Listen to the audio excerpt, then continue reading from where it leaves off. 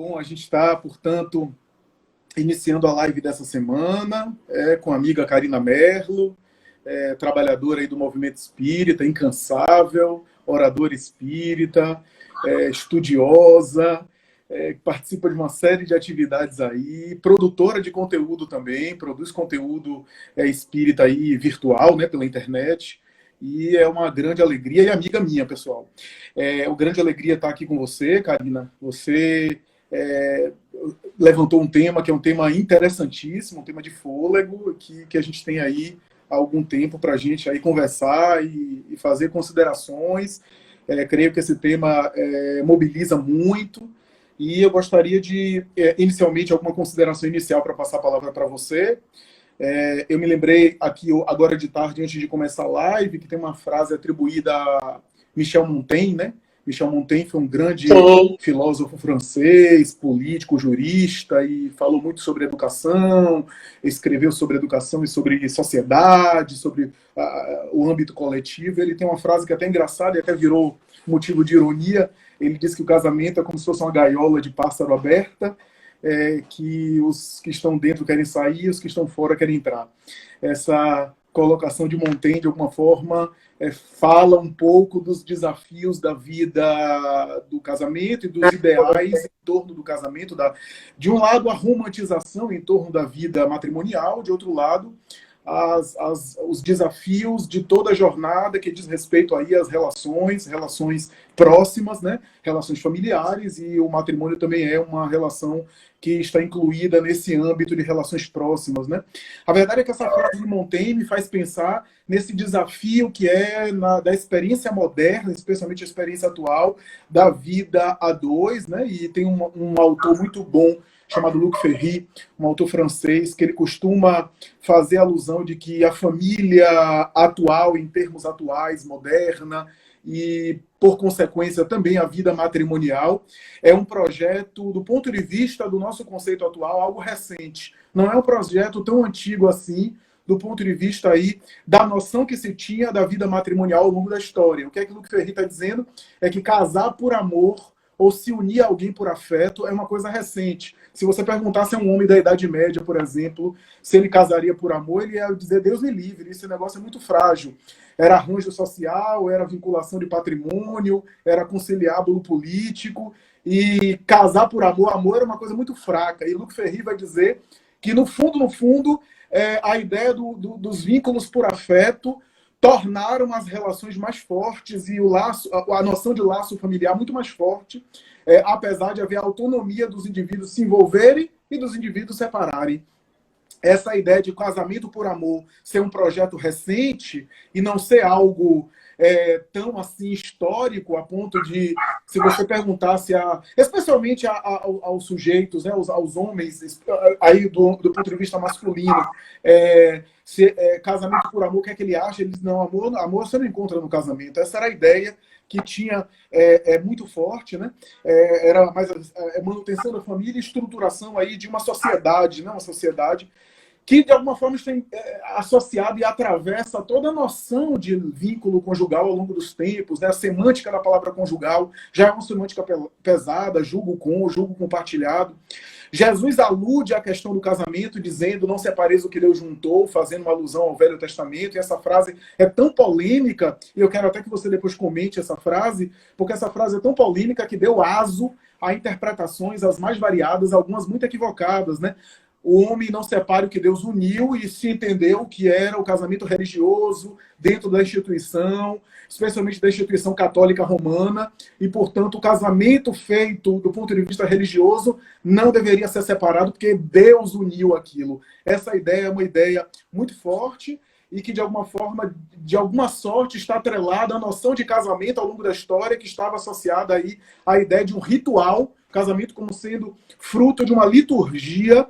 E é aí que o Espiritismo, de alguma forma, desconstrói esse paradigma, quando examina a questão do casamento, vai dizer que o casamento é um progresso na marcha da humanidade, questão 695, 796, a união de dois seres, é um progresso da marcha da humanidade. Os espíritos faziam alusão à monogamia como uma conquista evolutiva, a monogamia como algo mais conforme à lei de amor, e não as relações fortuitas, digamos assim.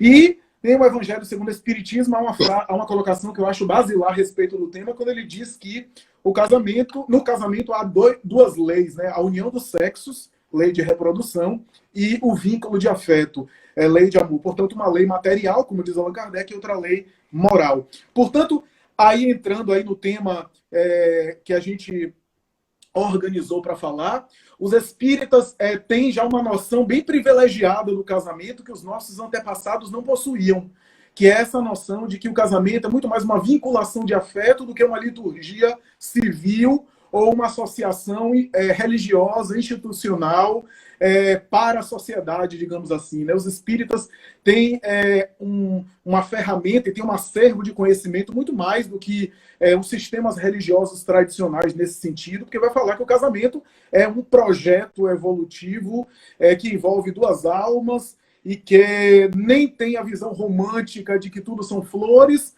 nem tem a ideia de que é algo político, social, de interesse, mas que tem a ver com um projeto que remete ao espírito, ao nosso crescimento, ao nosso aprimoramento, né, Karina? E você tocou no ponto basilar, para a gente realmente destrinchar todos esses tópicos aí que você tocou. O ponto evolutivo, né, Flávio? Porque a gente, no caso, os espíritas, a doutrina espírita, ela se envolve nessa pesquisa de onde viemos e para onde vamos. Então, quando a gente verifica a nossa evolução espiritual, desde o princípio inteligente, né, até o anjo, né, que a gente vai evoluindo, passando por todas as etapas, passando por todos os reinos, e isso são processos evolutivos que levam milênios. Então, nós estamos aí já evoluindo há muito tempo. E quando a gente vem aqui para a Terra, né, verificar a nossa evolução, as últimas encarnações já no reino hominal, ou seja, na humanidade, né, como um ser humano, a gente vai ver que a instituição do casamento, que eu prefiro até chamar hoje em dia de união, né, a união entre as pessoas, dois espíritos que se definem assim nesse propósito de estarem juntos para evoluírem, vem também evoluindo conosco, né? Com a evolução do próprio espírito. Então a gente teve muito há tempo atrás, ainda temos até em algumas culturas atualmente a poligamia, e aí a gente tem que verificar qual é o propósito do casamento. Quando a gente vai na finalidade, por que casar? Né? Por que se unir a outra pessoa? Qual é o propósito da gente buscar essa união com o outro? É porque está faltando alguma coisa na gente, aí vem aquela velha história da alma gêmea, né? Que todo mundo procura a sua outra metade. Não, nós somos inteiros. Só que somos inteiros nos aperfeiçoando constantemente. Então, o que é que ocorre? Quando a gente convive com o outro se torna espelho do que temos que desenvolver em nós. Então, nessa convivência, há esse burilamento. A gente consegue desenvolver as nossas virtudes, nos autoexaminar, o que é que está tanto me incomodando. Se eu vivo sozinho, eu vou evoluir como? Vai ser um processo muito mais lento. Não é à toa que eu costumo dizer que essa programação reencarnatória, a gente não vem aqui para ficar sozinho. A gente reencarna no planeta com várias pessoas porque é uma questão de desenvolvimento solidário. Uns precisam dos outros. E a instituição do casamento, essa união, quando a gente busca o outro, é a melhor forma da gente começar esse desenvolvimento pessoal. Quando a gente se autoconhece, a gente acaba tendo uma escolha mais acertada. Mas quando a gente não se autoconhece, cabe a cada um de nós utilizar também essa instituição, já que eu me casei, às vezes pode ter sido até de forma precipitada, mas utilizar isso como uma forma de também evoluir. E não somente, porque não está dando certo, vamos desfazer, né, essa parceria. Então, aquele casamento que a gente sonha, que realmente vai dar certo, é uma proposta a dois. E nem sempre os processos evolutivos, eles estão sincronizados, né? Às vezes o que eu busco não é o que o outro está buscando. Mas, por uma questão de necessidade momentânea, às vezes até patrimonial, as pessoas se juntam, mas fica aquele vazio interior. Por quê? Porque é no outro que eu vou encontrar um instrumento de crescimento. Mas, quando a gente fala em instrumento de crescimento, o que a gente busca, na verdade, é desenvolver o amor. Tanto dar como receber. E essa troca pode ficar muitas vezes injusta, quando há indiferença de uma das partes, né? Então, a parceria, ela tende a uma certa afinidade, também até programações do mundo espiritual, porque eu posso reencarnar e buscar uma união em determinado ponto de minha vida com uma pessoa que eu tive problemas no passado. E aí vai se tornar uma união com uma programação expiatória, para que eu regularize a situação que ficou pendente anteriormente. Tem uniões também que podem ser até missionárias, aquela pessoa que problemática ao extremo, e aí aparece um anjo na vida da gente, e parece que tudo se acerta, tudo se conduz, porque são parcerias travadas para o nosso desenvolvimento. O que é que você acha? Perfeito. Estou acompanhando você aí. Eu já estou perguntando porque eu acreditava que você ia ter uma participação maior, afinal de contas, o casado aqui é você, né? Eu pensei que você ia chegar de véu Grinalda, que eu ia vir de paletó, conversar com você pessoalmente. Mas não cheguei a esse ponto, não. Quase que eu boto a grinaldazinha, mas o pessoal ia ficar assustado, né? Não. Mas veja bem, o que eu acho interessante é que eu tinha uma ideia de casamento completamente diferente antes de me tornar espírita. Por isso que eu achei essa temática de suma importância trazer para as pessoas, porque há questionamentos hoje, enquanto eu sou espírita, e eu convivo com muitas pessoas ao meu redor, e grande parte delas não são da nossa doutrina, e elas perguntam, por que espírita não pode casar? Gente, pode sim. Espírita casa. Espírita, ele não faz uma cerimônia religiosa.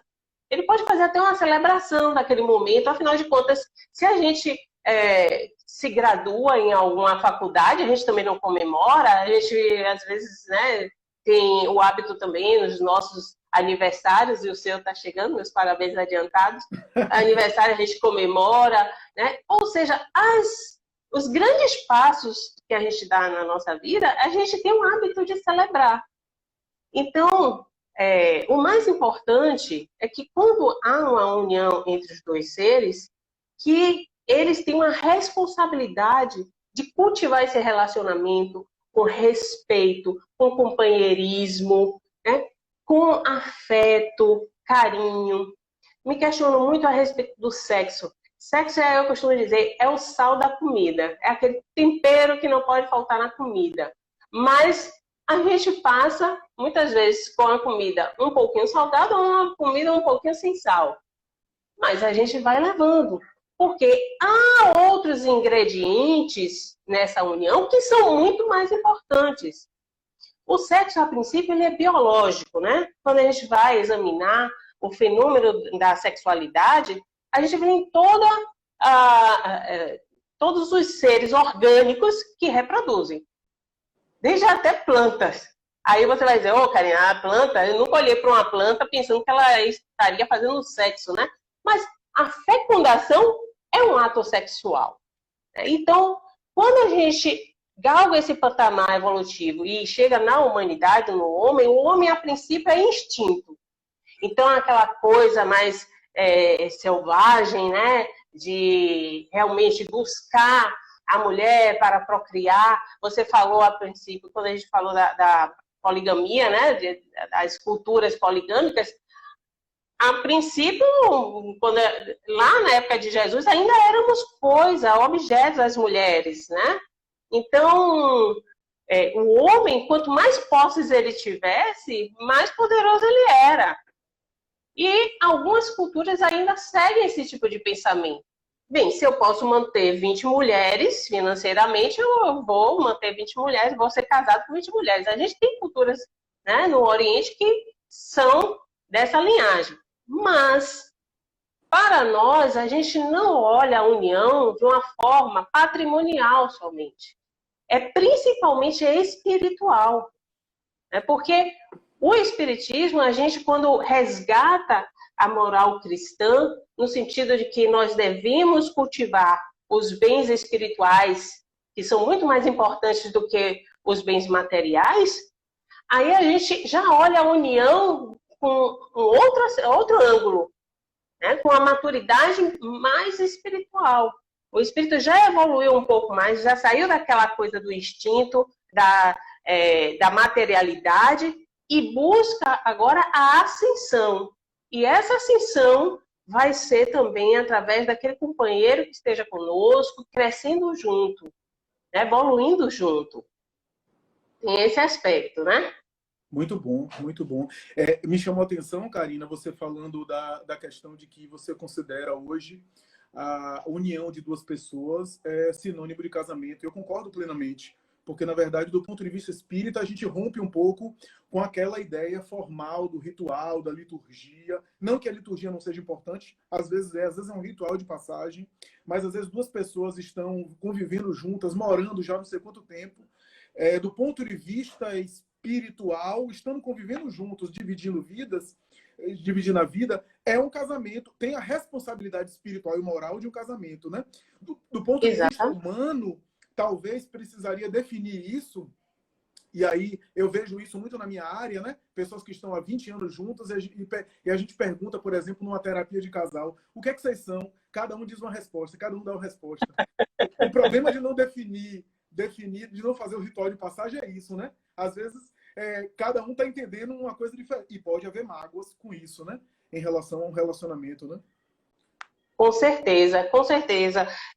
Inclusive, eu costumo dizer que essa união passa por fases, né? A gente tem aquela fase do encantamento, né? Da paixão, que a gente se apaixona por aquela pessoa, e realmente você sabe que a gente passa por transformações químicas quando a gente se apaixona pelo outro. E até essa transformação química que ocorre em nosso corpo deixa que a gente só queira enxergar o que nós queremos no outro. Então, às vezes, a pessoa que a gente está se relacionando não é nem essas Coca-Colas todas, não tem todas essas qualidades, mas nós projetamos aquilo que queremos no outro.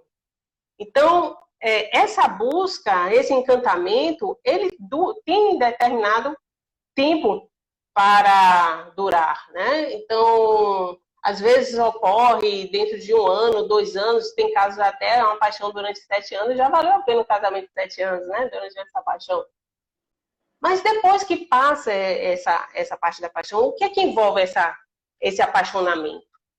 Né?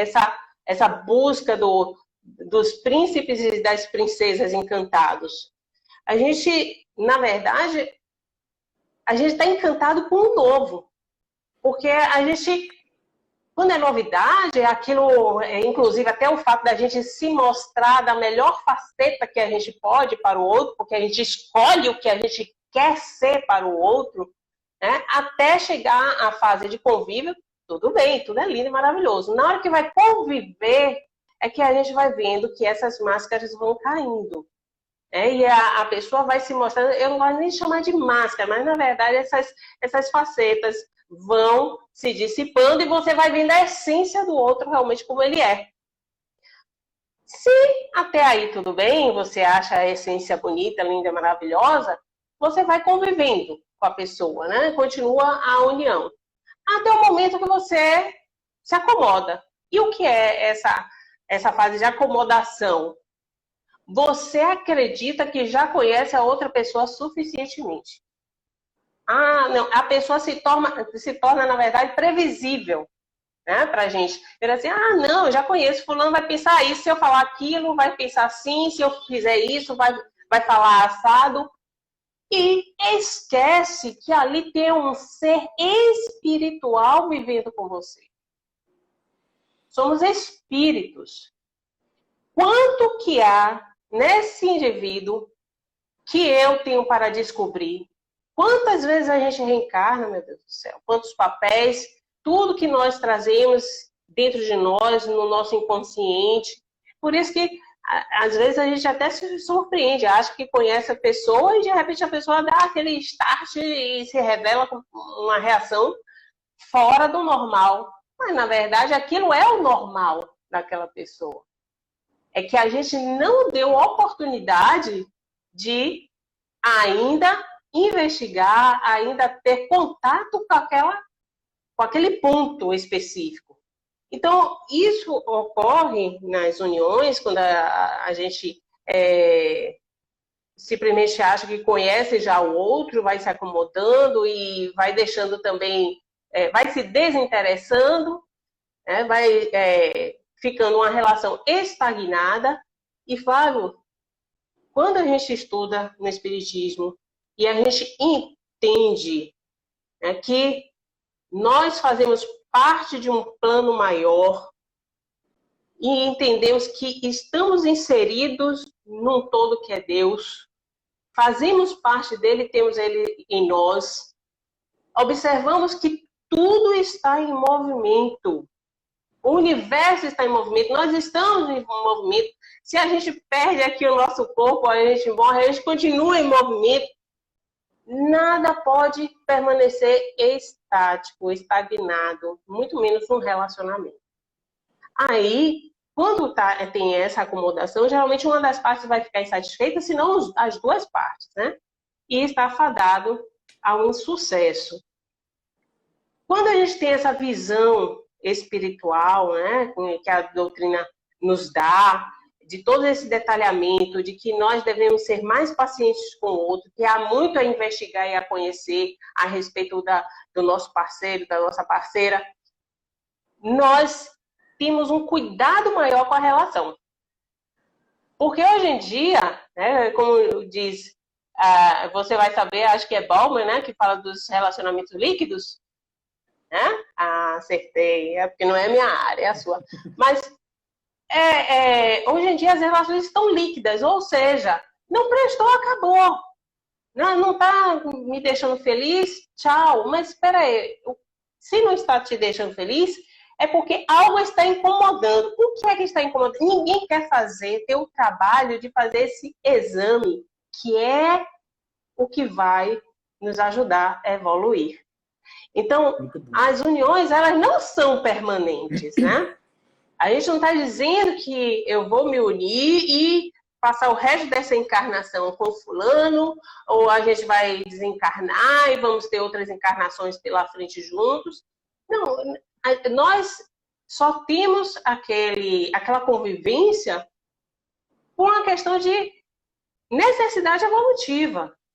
O que há depois disso é uma grande parceria, inclusive uma parceria espiritual, que a gente chama de espíritos afins. Sempre estaremos nos ajudando mutuamente. Então, quando não está dando certo, as pessoas geralmente jogam fora essa oportunidade de buscar esse aperfeiçoamento, buscar uma terapia, né? Uma terapia de casal. Porque eu acho ridículo. Ridículo é você perder a oportunidade que, se estiver dentro do planejamento reencarnatório, você está unido àquela pessoa, você perdeu a oportunidade de fazer esse burilamento e crescer junto com ela. Uhum. Se for uma expiação, a gente vai pré-datar, jogar para frente, né, para resolver essa problemática. E às vezes há padrões que a gente está repetindo. Eu tenho falado isso nas últimas palestras nossas. Às vezes há 400, 500 anos, né? Eu tenho estudado a obra de Ivone Pereira e tenho lido a trilogia dela.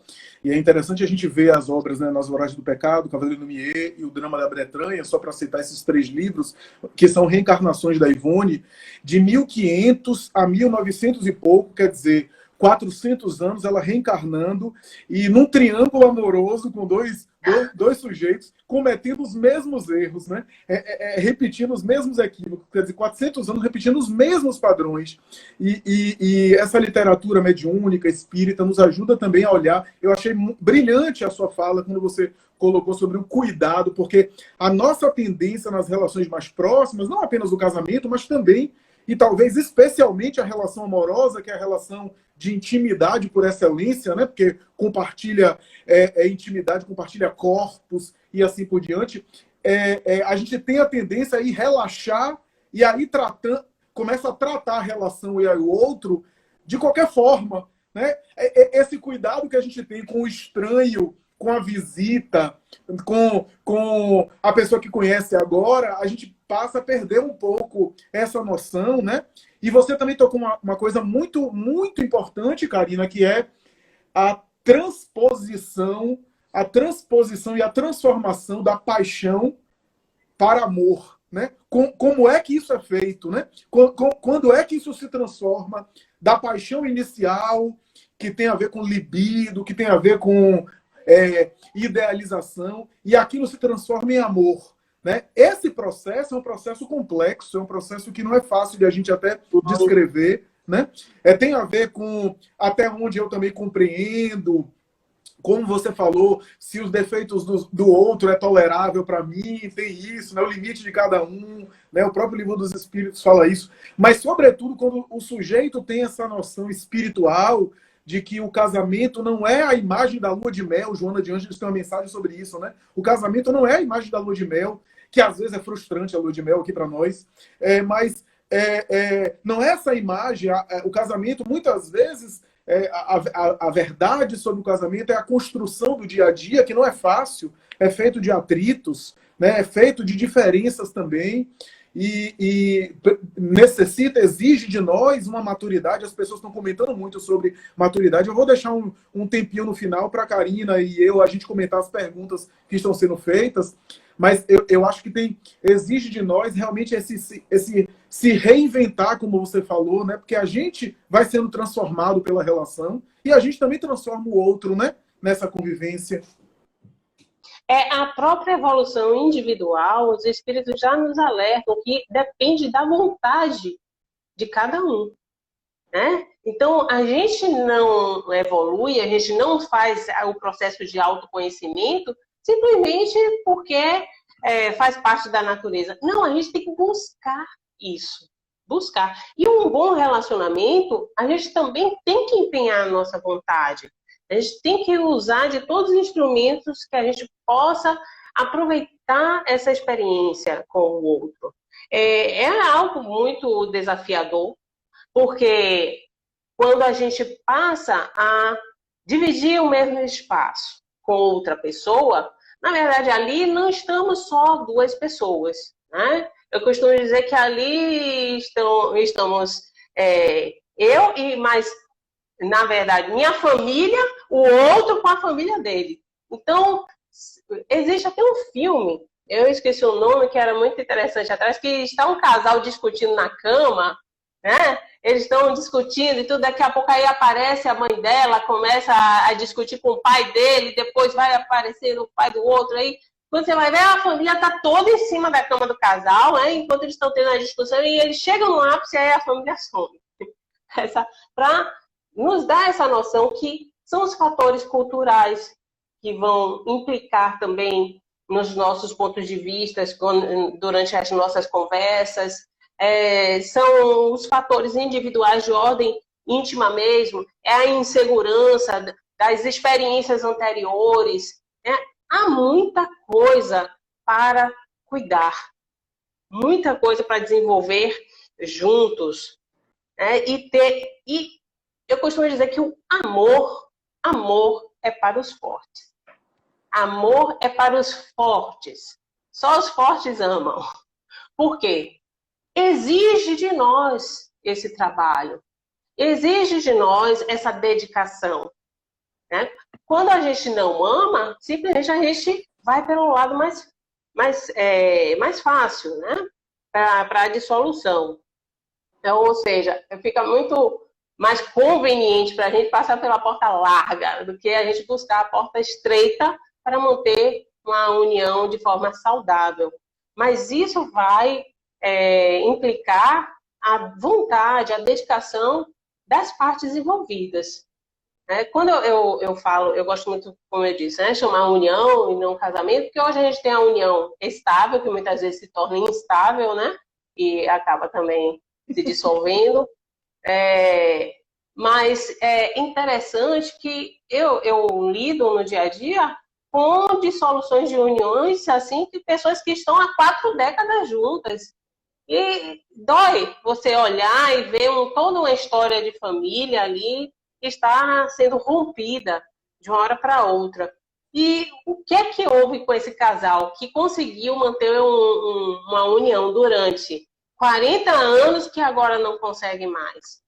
E até os familiares, ou eles são aspectos de dissolução, ou são aspectos que contribuem à união.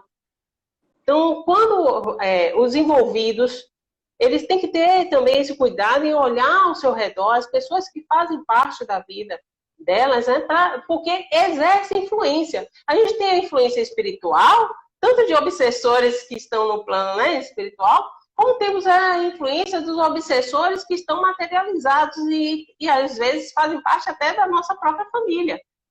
Então, o casal está ali tentando ter uma boa convivência, vai passando o tempo, mas sempre aquelas espetadinhas de uma cunhada, né, de um sogro, alguma coisa vai influenciando e vai minando se o casal não estiver bem fortalecido no que eles querem. E o propósito, quando existe esse propósito espiritual de estarem juntos, engajados nesse crescimento dessa experiência enquanto estão encarnados aqui na Terra, isso é muito forte. Porque quando é somente uma relação de aparência, a gente se importa com o que as outras pessoas estão falando de nós. Mas quando há um envolvimento realmente espiritual, o que os outros falam, né, não importa para a gente.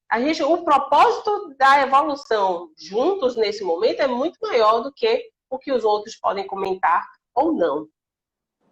Quando eu estava falando até de casamento, né, a menina me perguntou se os espíritas casavam, não casavam, eu falando, gente, a gente casa, a gente tem um companheiro, a gente casa no civil, né, seguindo as orientações de Jesus, né, a gente não está aqui para derrogar nenhuma lei humana, a gente segue a lei dos homens, então é bom a gente registrar. E eu oriento que registre. Se não for casar no civil, que vá no cartório e coloque lá sua união estável com a pessoa, começou tal dia, todo bonitinho. Por quê? Mais tarde, se não aguentou essa evolução espiritual juntos e vão ter que prorrogar isso para um segundo tempo espiritual, né, em outra encarnação, nesse momento a gente tenha uma dissolução mais tranquila, patrimonialmente, porque o que mais eu vejo quando há dissolução de união, as brigas são homéricas em relação a patrimônio. E eu digo patrimônio, inclusive de prole, porque os pais têm aquele mal de olhar os filhos ainda como bens, né? Como coisa. Tanto que é meu filho, né? É meu filho. Então, que essa dissolução seja feita de uma forma harmônica, de uma forma proveitosa, porque, afinal de contas, não existe acaso na espiritualidade. Não existe.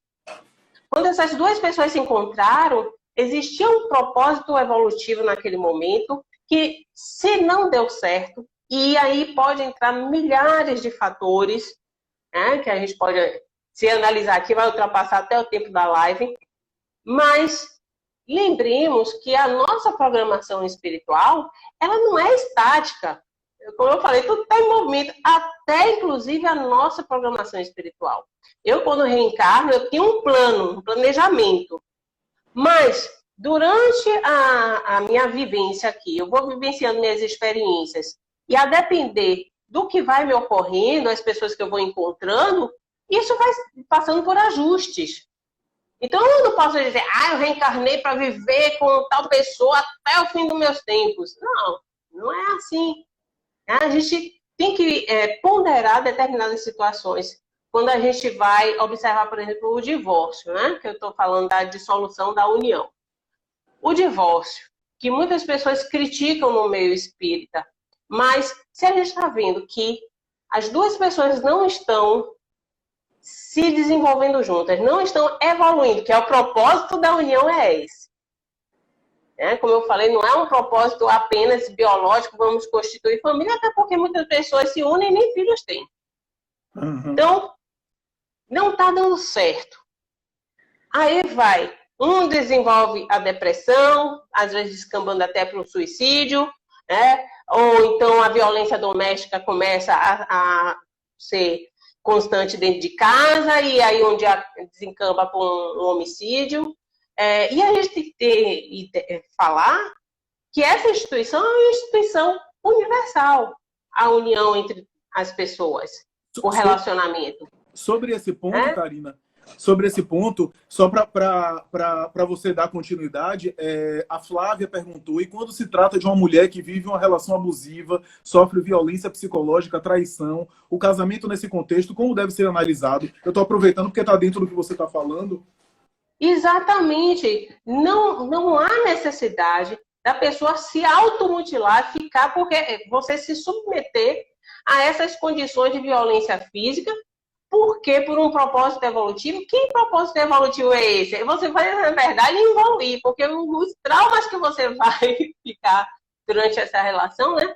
Então, veja só, a união com outra pessoa é para buscar um crescimento, um fortalecimento entre ambos, né, com momentos de alegria, de companheirismo, que você se sinta bem. A gente não pode estar numa relação se sentindo diminuído, humilhado, porque além da violência física, há a violência psicológica muitas vezes, né? A pessoa está ali levando você a uma condição assim de sub-humano, né? Então, aí você deve desfazer, sim, a união, até para evitar um prejuízo maior. Porque imagine você ser responsável pelo suicídio de outrem. Porque na lei dos homens você não vai ser responsabilizado, mas na lei divina vai. A parcela de responsabilidade que você tem, né, com o outro.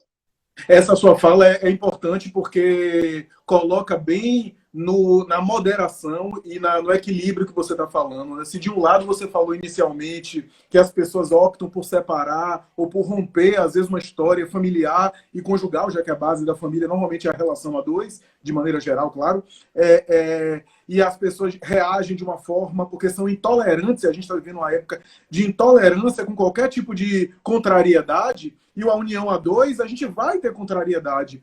Amar, como você falou, é para os fortes, porque amar dói, amar verdadeiramente é dividir, e dividir, vamos conversar aqui, dividir não é uma coisa fácil, não é uma coisa prazerosa, ceder não é uma coisa que a gente faz tocando fogos de artifício, né? Então, de um lado, a gente tem isso, essa intolerância por problemas, às vezes, que são problemas pontuais e que com um pouco mais de paciência e de espera, às vezes aquela crise ali se resolve lá na frente. E, por outro lado, sua fala é bem moderada, bem equilibrada nesse sentido, de considerar que há situações, como diz Emmanuel, em que, às vezes, a separação funciona para evitar o mal pior, o mal maior, né? A dissolução dali. Emmanuel tem uma mensagem que ele diz que funciona como uma amputação em uma doença que pode contaminar o corpo todo. Então, você amputa um braço para você não morrer. Então, é claro que uma dissolução, onde a família é reorganizada, gera, às vezes, efeitos nas pessoas. Ideal que a gente, como cristão e como espírita, tentasse insistir nas dificuldades para não romper de maneira imediata, mas há determinadas situações que é melhor evitar uma situação como um suicídio ou um homicídio. Né, Karina? Exato. Cada caso deve ser analisado, né? Por exemplo, se você tem casos de violência doméstica dentro de casa, o desrespeito está imperando, você tem filhos, pior ainda, o que é que uma criança nessa convivência vai se desenvolver? Então, nesse caso, é até mais saudável, não só para o casal separar, como também até para a prole, para os filhos, não ficarem tendo como os pais como esse modelo, porque a criança vai gerar nela a tendência de, quando chegar na idade adulta, até buscar relacionamentos conflituosos como o do pai e da mãe. Você é psicólogo, você sabe disso. Isso ocorre porque a gente muitas vezes reproduz o modelo dos nossos pais, né?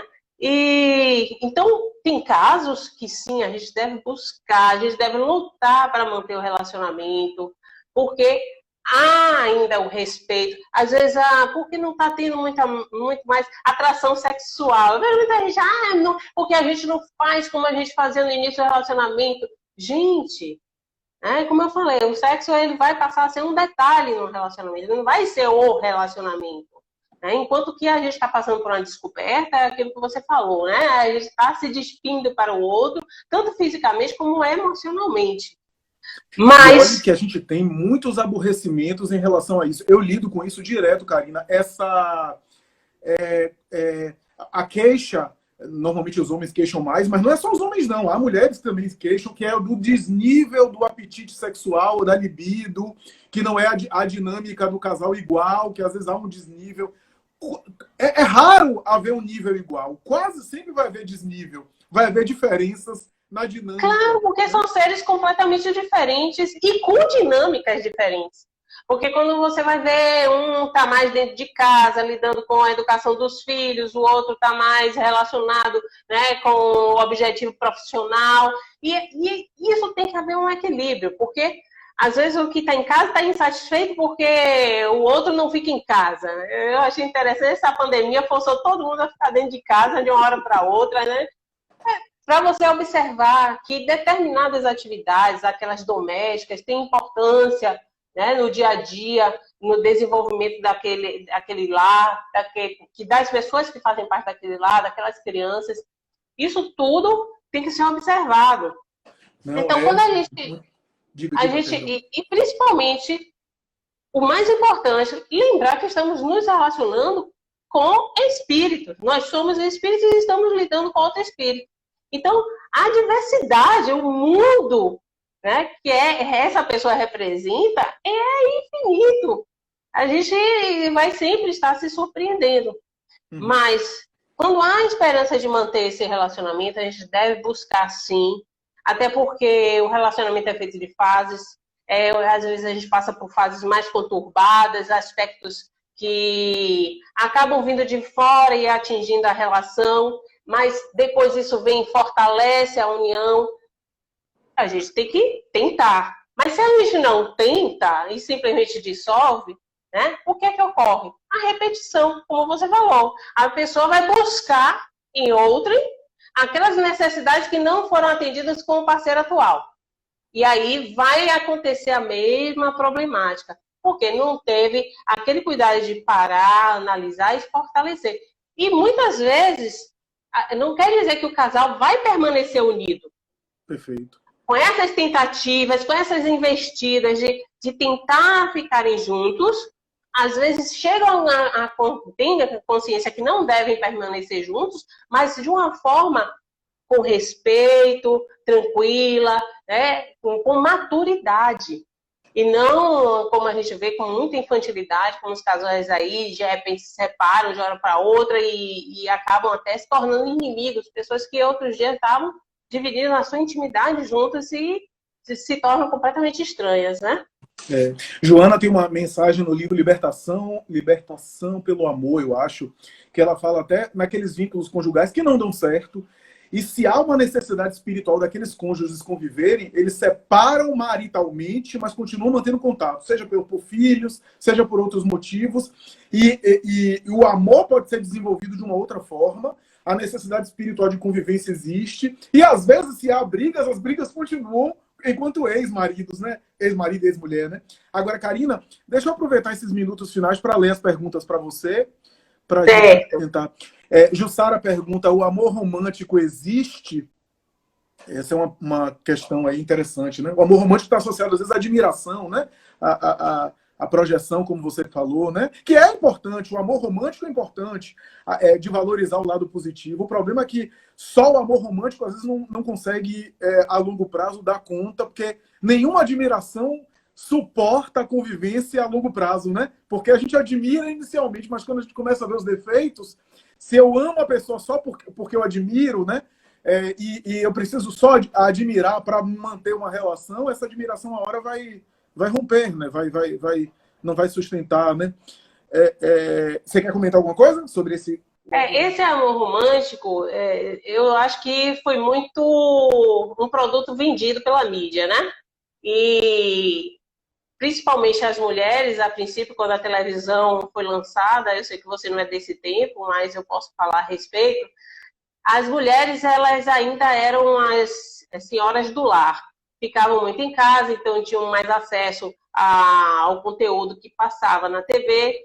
E a gente acabou assimilando toda aquela ideia de amor romântico de Hollywood, né? Que a pessoa, para amar a outra, tem que agradar, tem que dar flores, tem que fazer surpresa o tempo inteiro. E isso até tornou um grande problema para a mulher, o ser feminino, porque ela incorporou a ideia de que os homens têm que ler a mente da gente, né?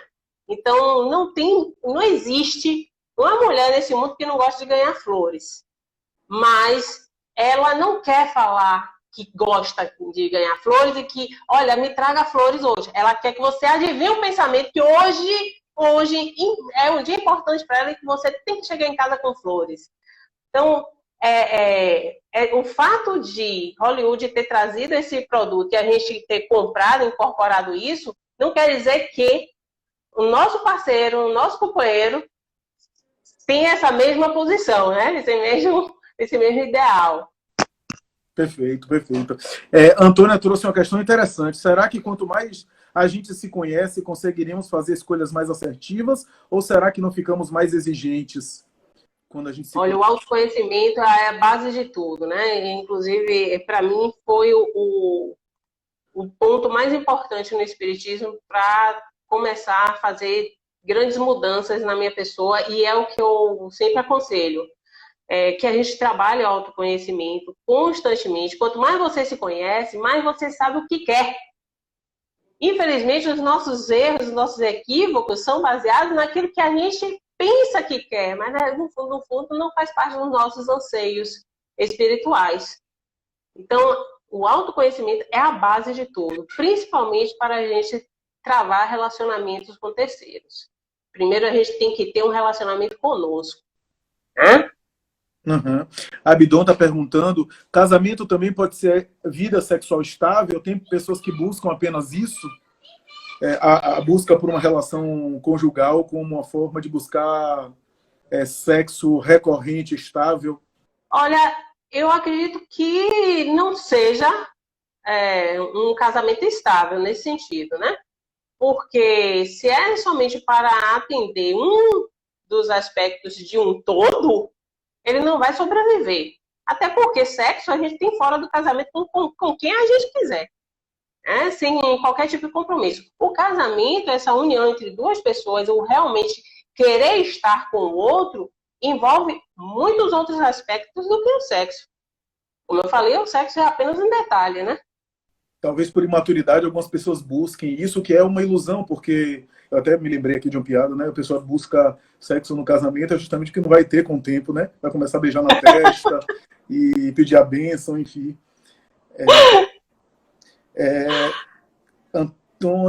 Antônia pergunta... não, é uma afirmação de Antônia. Deixar de ser paixão e se transformar em amor quando ambos se desnudam as almas e ainda assim permanecem juntos. Acho que foi um pouco o que você falou, não foi? Isso, exato. Que é o que eu costumo dizer, a finalidade, né, da união em si. A gente se revelar ao outro, nessa forma que quando a gente se revela ao outro, a gente está se revelando para nós mesmos também. E enquanto que o outro se revela, a gente também vai adquirindo aprendizagem, né? Uhum. Perfeito, perfeito. Essa é uma questão interessante, né? Porque conseguir amar o outro com os defeitos que o outro tem. Isso aí. Sim, quando ela fala, quando ambos desnudam as almas. porque nós não somos perfeitos, ninguém é perfeito. Infelizmente, a gente vive essa angústia que a sociedade nos impõe, mas se a gente não é humilde o suficiente para entender que não somos perfeitos, que temos inúmeros defeitos, e o outro também tem, aí a gente tem que ser humilde o suficiente, não só para revelar os nossos defeitos, mas principalmente para também receber os defeitos dos outros, né? A gente tolerar as imperfeições alheias. Perfeito. Aí é uma afirmação, amor construído através do respeito recíproco, de Simone. Né? Eu me lembrei da frase de Nietzsche, né? O que segura casamento não é o sexo, é a amizade, né? É você conseguir manter diálogo, né, com alguém, né? O companheirismo. Karina, estamos chegando aos últimos minutos, acho que a gente tem uns 5 ou 6 minutos. Você quer fazer alguma consideração final? Quer fazer alguma... Eu gostaria, Flávio, de incentivar, né, os casais. Eu acho interessante porque quando a gente busca essa união, a gente não busca um outro espírita, né? A gente busca uma outra pessoa.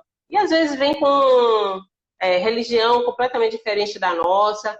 Então, quando a gente buscar nos relacionar com outra pessoa, entender que às vezes as diferenças vão ser muito grandes.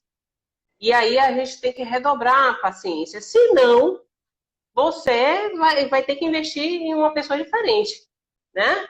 Eu falo porque os espíritas, a gente não tem dogmas, a gente não tem aqueles rituais que outras religiões têm e muitas vezes até aqueles que não praticam querem dar opinião na vida do casal, né? Por exemplo, eu sou espírita, me envolvo com um rapaz que é católico, né? Mas ele não é praticante, a família não é praticante, mas o fato de eu dizer que eu não quero casar na igreja vai ser um caos. Porque a mãe dele sempre sonhou, né, entrar na igreja, ficar lá no altar esperando o filho chegar para casar com a noiva, né?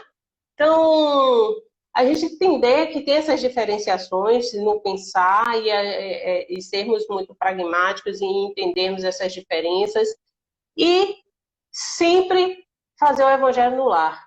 Sempre. As pessoas que estão se relacionando, se puderem trabalhar esse crescimento da moral cristã juntos, eu acho que isso é muito válido, principalmente para aqueles que já casaram e já têm algum tipo de união, levar para dentro do seu lar esse investimento que é o evangelho no lar. É praticar todo dia um pouco, pelo menos uma vez por semana, para fortalecer aquele lar, inclusive de influências. Maravilha, maravilha. Que tema bacana, né? Que tema e que condução, né? Que abordagem que você fez, né? As considerações muito ricas, né? Você foi pontuando questões. Claro que é sempre um recorte, porque tem muito mais coisa, né? Mas teria sido mais interessante se você tivesse vindo de noiva, né? Corri o risco de, se a lei permite a bigamia, de eu pedir você em casamento, né? Alguma coisa assim. Não. Outra coisa, esse aspecto do vestido noivo, eu acho interessante, né?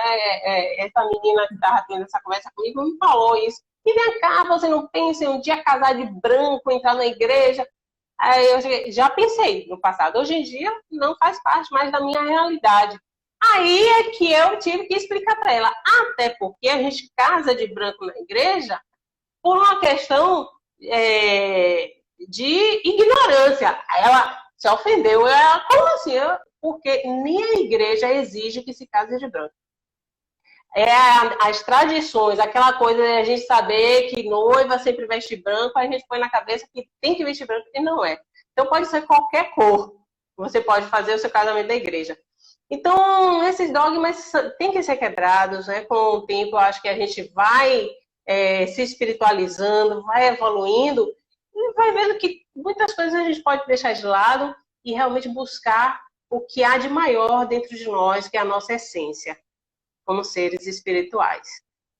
Maravilha, maravilha. Karina, muito obrigado. Obrigado por ter disponibilizado o seu tempo. Eu que agradeço. Carinho imenso com você, com todos da FES, uma saudade lá do centro, né? Você, graças a Deus, ainda acompanho virtualmente. O pessoal comentando aí que gostaram muito, muito bom. Eu também gostei muito. Acho que foi super interessante as considerações. Eu gosto muito de sua fala e acredito que enriqueceu muito essa série, viu? Parabéns mesmo. Então, eu Muito agradeço pela obrigado. oportunidade, Flávio, e pelo carinho, viu? De todos e principalmente seu. Obrigada de coração. É isso, minha gente. Um beijo a todos. Beijo a você, Karina. Vou fechar agora. E até a próxima, viu? Um abraço a todos. Até, meu irmão. Um beijo.